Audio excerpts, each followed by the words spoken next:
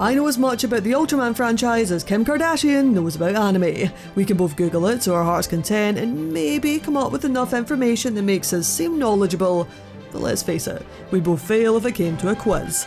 So when I heard the famed series was getting a reboot, I knew I was going into this fresh, with my only insight in the form of 2018's SSSS Gridman.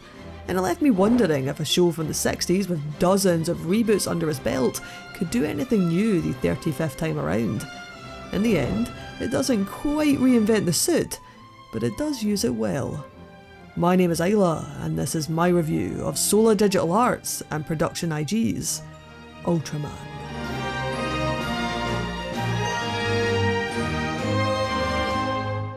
If you're like me and have no idea what this franchise is about, well, you don't need to, because Netflix's Ultraman does a good job of making this version its own story, with lore that I'm sure long-term fans will adore, but nothing that a first-time watcher would feel like they missed out on. It's centred on Shinjiro Hayata, a slightly awkward boy with a kind heart, who must follow in his father's footsteps as the next Ultraman. At its core, the anime is a superhero story, and it's amusing to watch Shinjiro act like a teenage boy who is full of excitement when he accomplishes his heroics. But it's made clear that his actions have consequences, and that not even a hero can save everyone. This gives us some tender interactions that made me realise Ultraman has heart. But in that heart, it's a show so cheesy, I found myself falling into the kitschiness of it.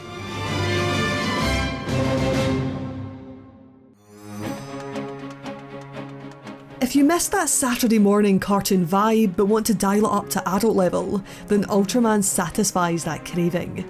It doesn't need to break your heart or speak to a deeper part of you. There is just an essence of fun to be found in an anime that is nothing but entertaining. And that's what Ultraman is. It's not so bad it's good, but rather good at what it wants to be. A popcorn superhero show reminiscent of old school Power Rangers with a dash of Marvel magic. And what gives it that flavour of the latter is its soundtrack.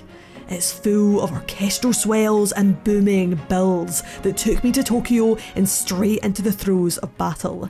Those melodic moments merged like a Marvel movie, making me think this was every bit as heroic as a blockbuster film. For me, the music sold the story, and it was weaved together by two well-established mecha directors who knew exactly the direction they wanted to take Ultraman. However, it's important to note that that direction deviates, depending on how you choose to watch it. The original Japanese feels quite serious in tone and can be a little bit stoic. It has the aforementioned kitschy humour, but for a truly entertaining experience, I cannot recommend the English dub highly enough.